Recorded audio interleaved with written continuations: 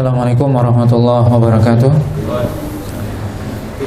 Innal hamdalillah nahmaduhu wa nasta'inuhu wa nastaghfiruh wa na'udzu billahi min syururi anfusina wa sayyiati a'malina. May yahdihillahu fala mudilla lahu wa may yudlil fala hadiya lahu. Asyhadu an la ilaha illallah wahdahu la syarika lahu wa asyhadu anna Muhammadan abduhu wa rasuluh alladzi la rasula wa la nabiyya ba'dah. Ya ayyuhalladzina amanu taqullaha haqqa tuqatih wa la tamutunna illa wa antum muslimun. Amma ba'd. Bapak dan Ibu kaum muslimin dan kaum muslimat yang dirahmati oleh Allah Subhanahu wa taala.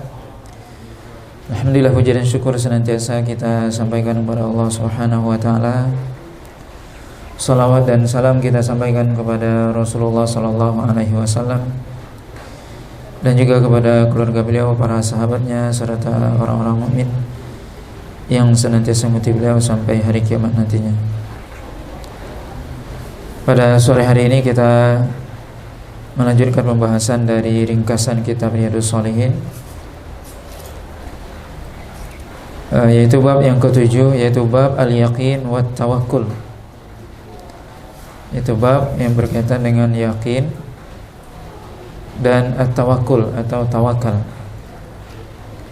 Al-yaqin, ya, kata-kata yakin itu sudah jadi bahasa Indonesia yang artinya adalah sebuah keyakinan, yang mana seseorang tentunya meyakini sesuatu, bahwasanya sesuatu itu misalnya ada, sesuatu itu benar dan sebagainya. Dan tentunya keyakinan itu lahir oleh ilmu. Tentunya seorang sebelum dia yakin, dia berilmu terlebih dahulu. Dia mengetahui hakikat sesuatu yang dia yakini, kemudian dia meyakininya. Maka yakin harus didasari oleh ilmu. Seorang muslim misalnya, dia meyakini bahwasanya Allah SWT ada, Allah SWT yang beri rezeki, Allah SWT yang berhak diibadahi. Maka itu didasari oleh ilmu. Tidak mungkin kita yakin kecuali kita mengetahui. Seorang muslim meyakini bahwasanya malaikat itu ada, kemudian Allah SWT menurunkan kitab, rasul. Kita juga meyakini bahwasanya hari kiamat itu ada takdir dan sebagainya. Keyakinan itu semua lahir, tidak mungkin lahir begitu saja kecuali didasari oleh ilmu. Kita berilmu, mengetahui. Tentunya kita itu mengetahui semua lewat Allah SWT menjelaskan dalam Al-Quran dan juga Nabi SAW dalam hadisnya, bahwasanya Allah SWT menyebutkan dan juga Nabi SAW menyebutkan bahwasanya hari kiamat itu ada, misalnya surga neraka itu ada. Maka kemudian kita meyakininya. Maka ini al-yaqin. Kemudian at-tawakkul atau tawakal dalam bahasa Indonesia, para ulama menjelaskan yang dimaksud dengan tawakal adalah seorang menyandarkan dirinya kepada Allah SWT dalam mendapatkan suatu kebaikan atau manfaat dan mencegah dari suatu kemudaratan. Maka seorang dikatakan tawakal ketika seorang menyandarkan diri kepada Allah SWT.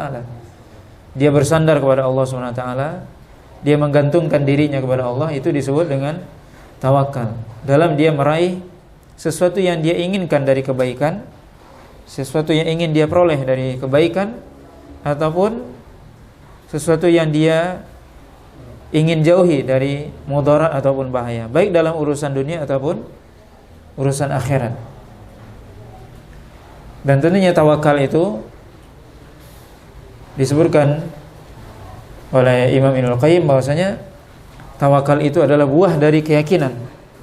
Seorang ketika dia yakin, maka dia akan menyerahkan urusannya kepada Allah SWT. Seorang dia yakin kepada Allah SWT, maka dia akan menggantungkan dirinya kepada Allah SWT. Seorang dia yakin misalnya bahwasanya Allah SWT yang memberi rezeki, Allah SWT yang menyembuhkan, Allah Subhanahu wa taala yang berikan manfaat mudarat, maka dia bertawakal kepada Allah Subhanahu wa taala. Ketika dia sakit, maka dia setelah dia berusaha, kemudian dia menyerahkan seluruh urusan kepada Allah Subhanahu wa taala. Setelah dia berusaha, dia serahkan segala hasil kepada Allah Subhanahu wa taala. Apa yang dia dapat itulah rezeki. Maka dikatakan tawakal adalah buah dari sebuah keyakinan. Semakin tinggi keyakinan seorang kepada Allah, maka semakin tinggi tawakalnya kepada Allah Subhanahu wa taala. Dan tawakal itu perlu kita ketahui, Bapak dan Ibu yang dirahmati oleh Allah Subhanahu wa taala, bukanlah tawakal itu berarti tidak melakukan sesuatu. Itu adalah pemahaman yang keliru. Misalnya kita dalam keadaan sakit, ya kita dianjurkan untuk berobat dengan cara yang dibenarkan oleh syariat dan obat yang juga dibolehkan oleh syariat. Kita ingin mendapatkan rezeki, kita ingin jadi orang kaya, ya berusaha, bekerja. Tidak boleh kita duduk saja di rumah. Setelah kita berusaha, setelah kita bekerja, setelah kita berobat, kita serahkan kepada Allah SWT hasilnya. Itulah tawakal. Tapi kalau seandainya kita tidak berusaha atau kita tidak berobat ketika kita sakit, maka itu tidak disebut tawakal. Karena Allah SWT menyuruh kita berusaha, bekerja. Rasulullah SAW menyuruh kita untuk berobat ketika sakit. Kata Nabi SAW, tadawaw, itu berobatlah, tapi tentunya dengan obat yang dibenarkan oleh syariat, baik itu zatnya ataupun cara berobatnya. Maka yakin dan tawakal ini adalah amalan hati seorang muslim, yang mana disebutkan para ulama, semakin tinggi keyakinan seorang maka semakin bertawakal dia kepada Allah SWT. Dan para ulama menjelaskan apa faedah dari kita tawakal, Bapak dan Ibu yang dirahmati Allah SWT. Seorang ketika dia bertawakal kepada Allah SWT, ketika dia mendapatkan suatu kebaikan, dia berhasil dalam usahanya, dia tidak sombong, dia tidak lupa diri. Ketika dia bekerja, berusaha, kemudian dia berhasil jadi orang kaya, jadi orang sukses, dia enggak sombong. Dia ingat bahwasanya hasil usaha ini Allah SWT yang memberi, yang mengatur, yang mengasih. Seorang ketika dia berobat, ketika dia sakit, kemudian dia bertawakal kepada Allah SWT, kemudian dia sembuh, dia tidak lupa kepada Allah SWT. Sebaliknya, kalau dia gagal, dia sudah bekerja, berusaha, tapi dia enggak mendapatkan apa yang dia inginkan, maka dia tidak putus asa. Kenapa? Karena itulah takdir Allah SWT. Dia sudah menyerahkan segala sesuatu kepada Allah, maka yang Allah berikan itulah yang terbaik. Dia sudah berusaha, berobat dan sebagainya, kemudian kesembuhan tak kunjung datang, maka ini semua adalah takdir dari Allah SWT. Maka seorang yang bertawakal kepada Allah SWT, dia tidak akan lupa diri, sombong ketika dia berhasil, dan juga tidak menjadi orang yang putus asa ketika dia gagal. Ini faedah dari tawakal. Tapi kalau tidak tawakal, maka seorang ketika dia berhasil, dia akan lupa diri. Sebagaimana Qarun ketika dia ditanya, dari mana harta yang kamu dapatkan ini yang banyak ini? Qarun mengatakan, innama utituhu min ilmin indi, saya dapatkan ini karena ilmu saya pintar bisnis, saya hebat. Nah, ini berbahaya. Ini kufur nikmat. Atau ketika dia gagal jadi orang yang putus asa. Dan ini juga berbahaya. Ini adalah penyakit iblis yang berputus asa dari rahmat Allah SWT. Maka dua-dua hal ini adalah perkara yang tercela. Maka hendaknya kita bertawakal kepada Allah SWT, sehingga kita, apapun yang ditakdirkan oleh Allah SWT kepada kita, kita tetap dalam posisi yang benar. Di sini Imam Nawawi menyebutkan dua ayat dalam Al-Quran ya. Sebenarnya banyak ya, tapi kita di sini kan mengambil ringkasan ya. Beberapa ayat disebutkan, tapi dalam ringkasan kitab ini disebutkan dua ayat saja. Yang pertama surah Ali Imran ayat yang ke-173 sampai 174. Allah SWT berfirman, a'udzubillahi minasyaitonirrajim, alladzina qala lahumun nasu innan nasa qad jama'u lakum fakhshawhum fazadahum imana wa qalu hasbunallah wa ni'mal wakil fanqalabu bi ni'matin minallahi wa fadl lam yamsashum su'u wattaba'u ridwanallah wallahu dzu fadlin azim. ayat ini bercerita tentang kisah perang Uhud, yaitu Nabi SAW ketika perang Uhud itu mengalami kekalahan, dan bahkan Nabi SAW sendiri terluka, dan sebagian para sahabat mati syahid, kemudian juga sebagian mereka terluka. Kemudian mereka pulang ke Madinah. Ketika dalam perjalanan pulang menuju Madinah, terdengar isu. Jadi ada isu yang dilemparkan oleh orang-orang kafir atau orang-orang munafik, bahwasanya Abu Sufyan yang tadinya ya sudah menang dalam perang Uhud, mereka ingin datang ke Madinah, ingin menghancurkan Rasulullah SAW di Madinah. Maksudnya ya sebagian mereka mengatakan, ini kita sudah mengalahkan Muhammad ini di perang Uhud, kenapa kita enggak langsung habisi saja sampai ke akar-akarnya, kita serang aja Madinah sekalian, jadi sudah enggak ada lagi PR kita, ibaratnya seperti itu. Maka ada isu bahwasanya akan datang Abu Sufyan yang akan menyerang Madinah setelah mereka mengalahkan Rasulullah dan para sahabat di perang Uhud. Maka ketika itu ya, ini ayat ini bercerita, alladzina qala lahumun nasu innan nasa qad jama'u lakum, yaitu ada di antara manusia yang mereka berkata, sesungguhnya manusia, maksud manusia di sini adalah Abu Sufyan dan bala tentaranya, orang kafir Quraisy yang datang dari Mekah, yang sudah mengalahkan Rasul di perang Uhud.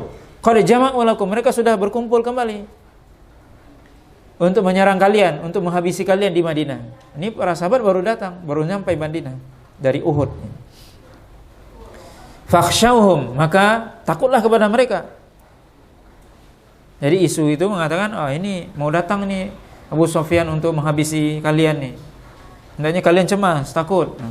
Jadi memang isu-isu itu biasanya menakut-nakuti kaum muslimin. Ini termasuk perang ya, perang isu. Tetapi para sahabat dan Rasulullah SAW ketika itu justru tidak takut. Justru memang disebutkan Rasulullah SAW ketika itu memanggil para sahabat lagi, yang sebagian mereka baru sampai di Madinah, baru sampai di rumah, belum sempat mereka membersihkan lukanya, istilahnya belum sembuh lukanya, baru sampai di rumah, dipanggil lagi oleh Nabi, ini kita harus bersiap nih, sebentar lagi Abu Sufyan mau datang. Jadi dipanggil lagi para sahabat, dan Rasul sendiri juga terluka. Fazadahum imana. Ketika mereka mendengarkan isu itu bukan malah para sahabat ini takut, tapi justru bertambah iman mereka. Nah, subhanallah, ini para sahabat ya, yang mereka dalam keadaan luka parah ya. Sebagian mereka terluka dalam keadaan capek, baru pulang dari Uhud, pulang jalan kaki. Sebagian mereka naik kuda, sebagian besar naik jalan kaki dari Uhud ke Madinah, ke Masjid Nabawi ya, bisa dibayangkan. Kemudian apa? Ketika ada isu tersebut, dipanggil lagi oleh Nabi, ayo kita kumpul, bersiap menghadapi mereka. Apa mereka bilang? Apakah mereka takut? Enggak. Apa mereka protes sama Nabi? Wah, ini gimana Nabi, kita baru capek ini, baru pulang ini. Kalau kita mungkin ya, kita misalnya baru pulang di rumah, dipanggil lagi sama bos. Waduh, gimana nih bos ini, enggak tahu orang baru capek ini. Nah, ini beda. Yang manggil Allah SWT dan Rasul, enggak ada capek. Ini imannya para sahabat. Dipanggil dalam keadaan terluka, capek dan sebagainya, dan isu akan menghabisi mereka. Apa kata Allah SWT menggambarkan mereka? Fazadahu imana. Justru bertambah iman mereka. Mereka siap, wahai Rasul. Ini Abu Sufyan mau datang, ini siap kita hadapi. Dalam keadaan baru pulang dari perang. Kita bisa bayangkan itu ya. Bapak dan Ibu yang dirahmati Allah SWT. Justru mereka mengatakan, wa qalu hasbunallah wa ni'mal wakil. Cukup Allah SWT sebagai penolong kita, dan Allah adalah sebaik-baik penolong. Maka ini menunjukkan apa? Para sahabat di puncak tawakal.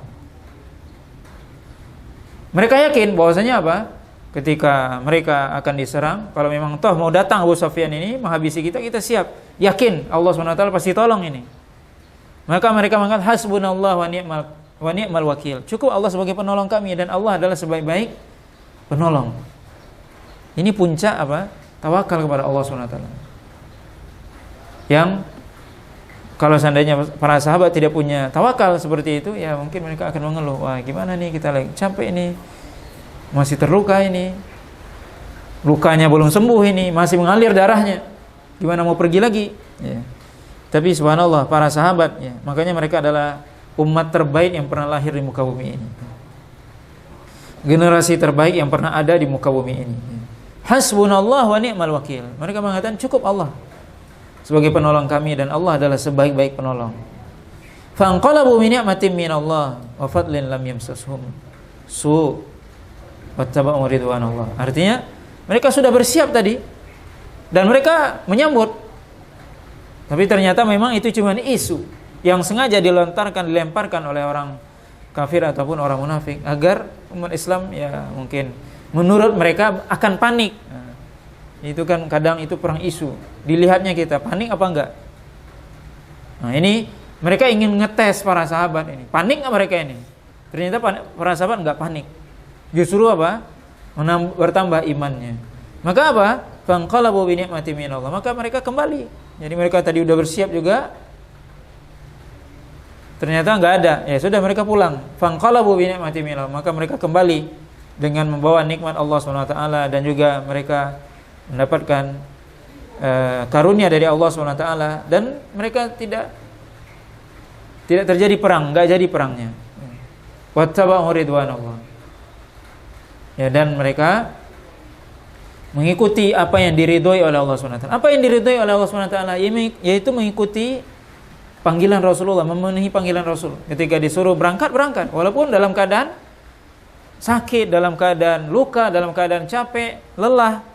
Kalau panggilan Rasul datang, cepat.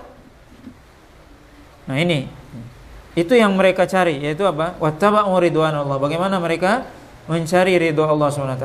Wallahu dzu fadlin azim. Dan Allah SWT memiliki karunia yang sangat besar. Kemudian ayat yang kedua dalam bab ini, yaitu surah At-Talaq ayat yang ketiga yang disebutkan dalam ringkasan ini, yaitu Allah SWT mengatakan wa may yatawakkal 'alallahi fahuwa hasbuh. Siapa yang bertawakal kepada Allah, maka Allah akan memberikan, cukuplah Allah sebagai tempat dia bersandar. Maka Allah SWT akan memberikan kecukupan kepada dia. Fahuwa hasbuh, cukuplah Allah sebagai memberi kecukupan kepada dia. Tempat dia bersandar cukup. Maka orang yang bersandar kepada Allah, cukup itu bagi dia. Kenapa? Karena ketika seorang itu, ibaratnya kalau kita bersandar, tentunya bersandar ke tempat yang kuat. Kalau kita duduk bersandar, tiangnya enggak kuat, gimana? Ya roboh. Bersandar yang kuat kepada Allah SWT. Kenapa? Allah yang maha kaya, Allah yang maha kuat, Allah yang maha kuasa. Kalau kita bersandarnya kepada makhluk, nah orang tadi sakit, bersandar kepada obat nih patenian ini katanya. Tapi akhirnya apa? Ternyata enggak sembuh-sembuh dia, akhirnya kecewa dia. Enggak benar ini. Tadi yang dia bilang ini obat nih patenian, enggak jadi. Akhirnya dia apa? Dia jadi putus asa. Atau memang penyakitku ini enggak ada sembuhnya ini. Seorang ketika dia berusaha, dia tidak bertawakal kepada Allah, justru dia pakai jimat misalnya, berusaha pedagang dan sebagainya. Wah ini jimat nggak paten ini, nggak kaya saya ini. Tapi seorang yang bertawakal kepada Allah SWT cukup. Kenapa orang ini tadi menggantungkan diri kepada jimat? Jimat itu apa? Makhluk. Menggantungkan diri kepada obat itu makhluk, atau dokter, atau dukun, atau siapa saja, manusia, atau jin dan sebagainya. Maka itu semua makhluk, tidak boleh kita bersandar kepada mereka, dan justru itu jatuh pada kesyirikan. Maka tempat kita bersandar hanya satu, kepada Allah SWT. Wa may yatawakkal 'ala Allah fa huwa hasbuh. Siapa yang bertawakal kepada Allah, maka cukup Allah, dan Allah akan berikan kecukupan. Itu maksudnya. Cukup Allah, tidak perlu yang lain. Cukup Allah sebagai tempat kita bersandar. Enggak perlu, kalau cukup berarti tidak perlu ditambah. Dan Allah akan berikan kecukupan. Maka ini ya Bapak dan Ibu yang dirahmati Allah SWT. Salah satu juga disebutkan, yaitu ketika Nabi Ibrahim itu dilemparkan ke dalam api, itu disebutkan bahwasanya malaikat Jibril itu datang menawarkan bantuan. Wahai Ibrahim, apa kamu butuh bantuan aku? Kira-kira kalau kita gimana tuh? Datang malaikat, wah iyo nian gitu kan? Tapi Nabi Ibrahim mengatakan enggak. Aku enggak butuh bantuanmu, aku hanya butuh kepada Allah. Subhanallah. Itu bukan berarti merendahkan malaikat Jibril, bukan, tapi ini menunjukkan bahwasanya tauhid Nabi Ibrahim benar-benar bersandar kepada Allah SWT. Kenapa? Karena kalau bersandar kepada malaikat makhluk. Yang mana makhluk juga malaikat mengikuti izin Allah SWT. Kalau Allah tidak izinkan, tidak bisa. Maka sekelas Nabi Ibrahim datang kepada beliau malaikat Jibril untuk menyelamatkan beliau ketika dilemparkan oleh kaumnya ke dalam api, maka beliau mengatakan apa? Aku tidak butuh bantuanmu. Subhanallah, ini puncak tawakal. Aku hanya butuh kepada siapa? Kepada Allah saja. Nah, ini tawakal kepada Allah SWT. Ini nggak mungkin kecuali kalau orang itu punya keyakinan yang kuat. Kalau tidak punya keyakinan yang kuat, nggak bisa. Maka di sini tadi disebutkan yakin dan tawakal, ya, bab yakin dan tawakal. Kemudian di sini disebutkan dua hadis, ya. Sebenarnya banyak hadisnya, tapi dalam ringkasan ini disebutkan dua hadis. Yang pertama hadis dari Abdullah bin Abbas radhiyallahu taala anhuma, anna Rasulullah sallallahu alaihi wasallam yaqul, Allahumma laka aslamtu wa bika amantu wa 'alaika tawakkaltu wa ilaika anabtu wa bika khasamtu, Allahumma a'udzu bi izzatika la ilaha illa anta an tudillani antal hayyu al qayyum alladzi la yamut wal jinnu wal insu yamutun, muttafaqun alaih. Hadis ini diriwayatkan oleh Abdullah bin Abbas radhiyallahu taala anhu. Hadis ini adalah salah satu doa yang diajarkan oleh Nabi sallallahu alaihi wasallam. Ini hadis ini doa. Kalau kita bisa baca doa ini, ya. Salah satu doa yang diajarkan oleh Nabi. Apa itu doanya? Pertama, Nabi mengatakan, Allahumma laka aslamtu. Ya Allah, hanya kepada Engkau aku menyerahkan diriku. Aslam itu artinya aku masuk Islam, maksudnya menyerahkan diriku hanya kepada Engkau. Wa bika amantu, dan hanya kepada Engkau aku beriman. Wa 'alaika tawakkaltu. Nah, ini yang berkaitan dengan bab kita, yaitu dan hanya kepada Engkau aku bertawakal, menyerahkan diri, bersandar. Wa ilaika anabtu, dan kepada Engkau aku bertaubat.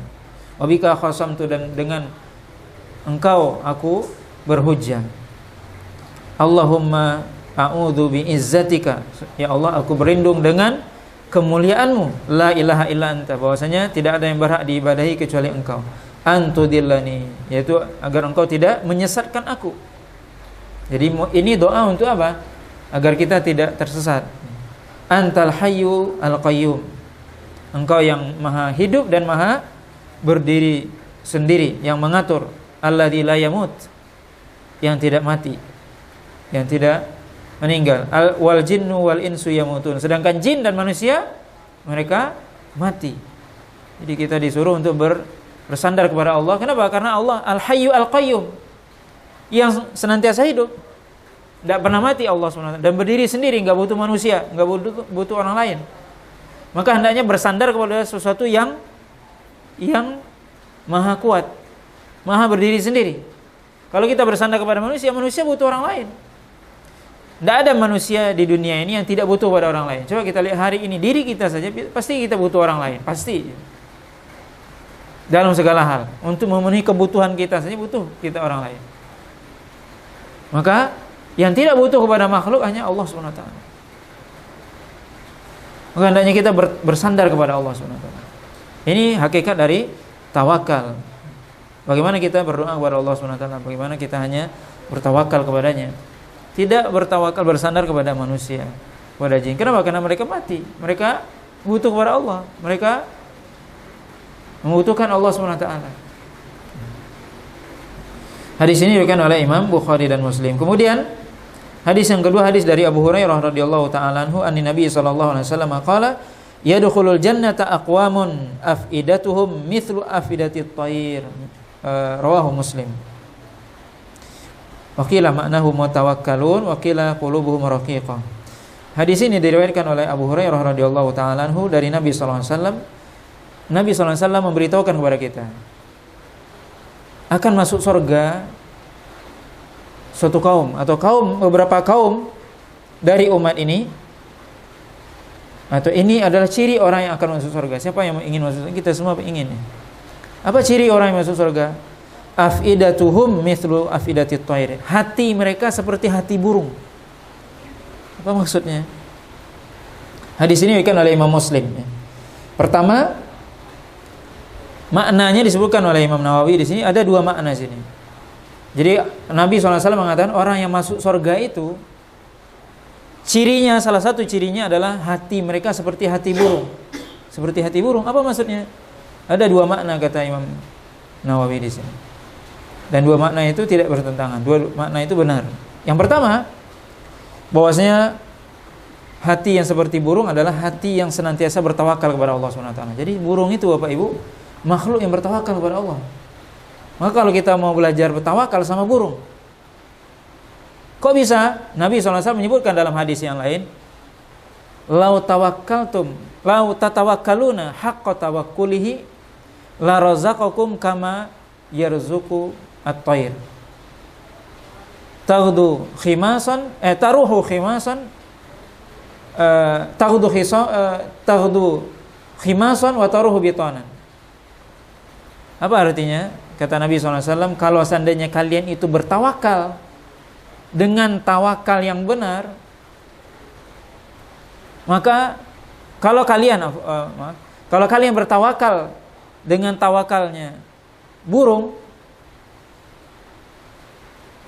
seperti tawakalnya burung, maka Allah SWT akan memberikan kalian seperti rezeki seperti burung. Lau tatawakkaltum 'ala Allahi haqqa tawakkuli. Kalau kalian itu benar tawakalnya, maka kalian akan tawakalnya seperti apa? Burung. Jadi tawakal yang benar kayak apa Bapak Ibu? Seperti burung. Gimana burung itu?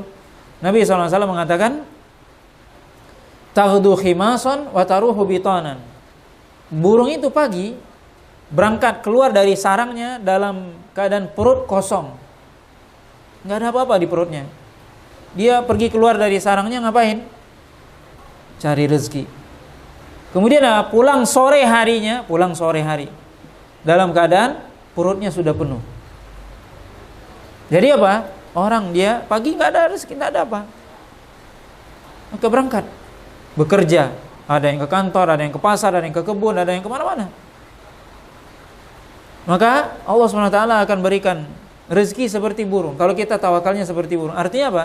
Ya burung itu dia nggak mikir sekian hari besok, dia apa yang ada hari ini udah cukup. Pagi perut kosong, pulang perut sudah penuh, udah cukup itu. Nggak ada dipikir sekian hari akan datang. Kenapa? Rezeki besok ada. Itu. Nah, makanya ini Nabi SAW mengatakan kalau seandainya kalian itu tawakalnya benar, maka kalian akan diberikan rezeki oleh Allah SWT seperti burung. Berarti kita disuruh oleh Nabi mencontoh burung ini, yang dia punya tawakal yang hebat. Tidak ada burung itu bawa apa?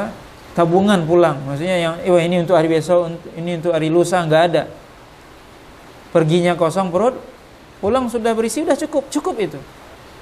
Besok ada lagi rezeki, sudah. Jadi nggak pusing dia.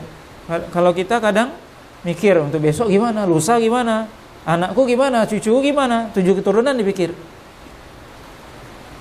Nah ini, kenapa kita tidak serahkan kepada Allah? Anak cucu kita Allah yang ngasih rezekinya.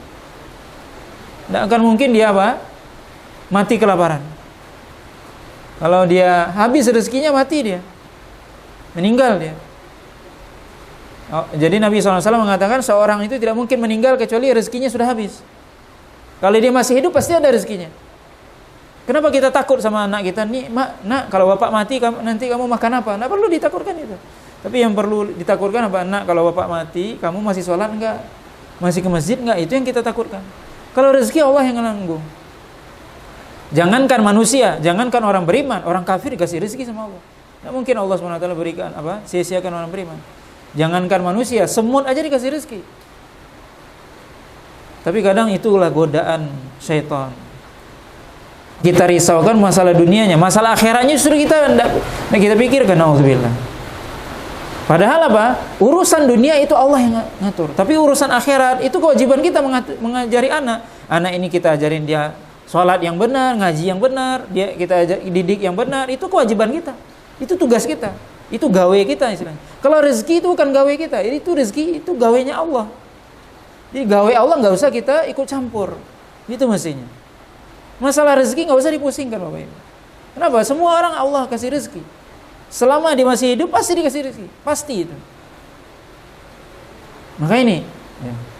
Ini kita disuruh oleh Nabi SAW bertawakal seperti apa? Burung. Belajar sama burung. Yang benar tawakalnya.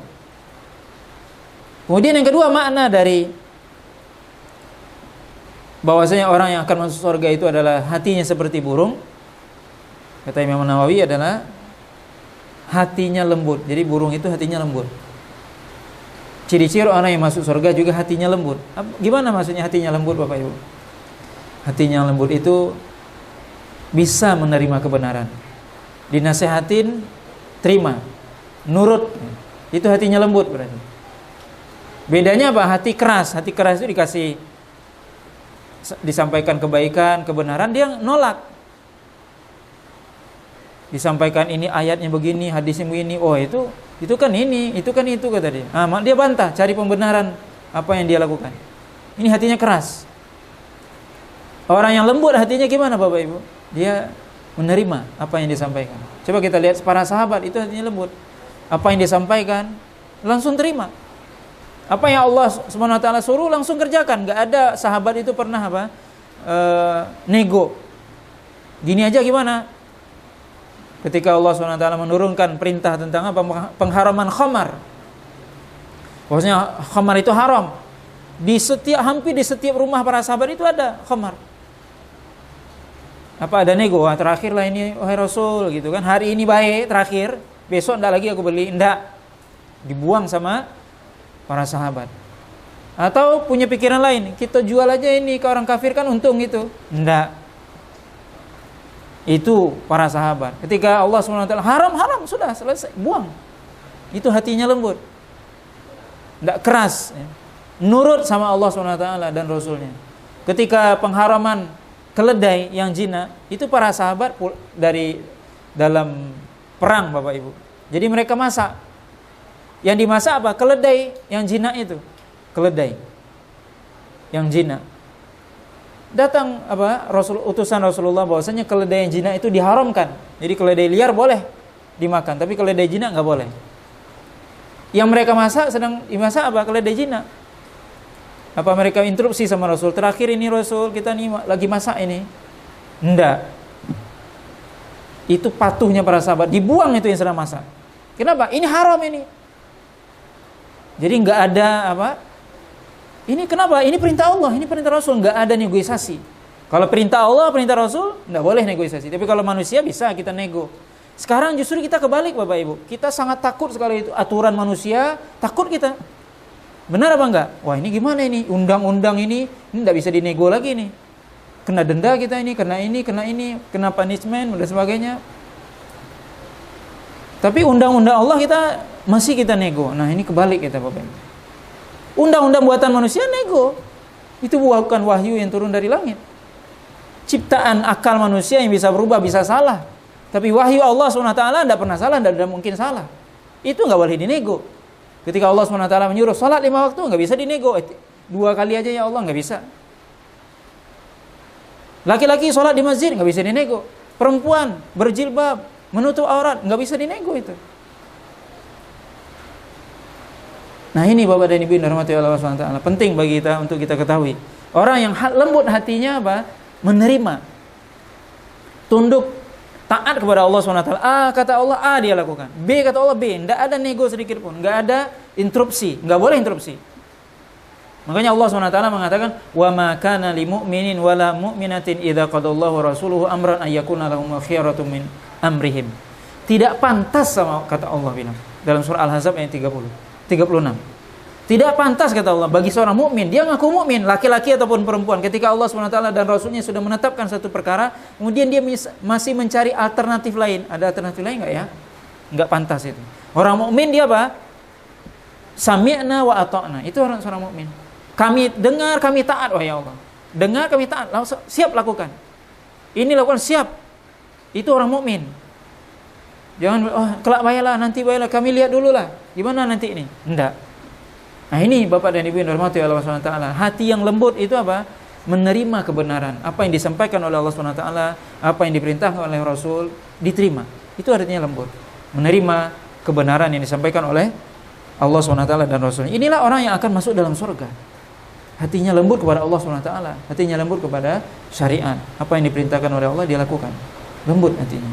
Mudah ya, diperintahkan. Tidak banyak dia membantah. Nah, Bapak dan Ibu yang dirahmati Allah SWT, ini mungkin ya pembahasan kita pada sore hari ini yang berkaitan dengan bab al-yakin dan tawakul. Mudah-mudahan apa yang kita sampaikan bermanfaat. Subhanallahi wa bihamdika, asyhadu an la ilaha illa anta, astaghfiruka wa atubu ilaik. Wa sallallahu ala nabiyyina Muhammadin wa ala alihi washabihi wasallam. Wassalamualaikum Subhanallah walhamdulillah wa la ilaha illallah wallahu akbar wa la hawla wa la quwwata illa billah.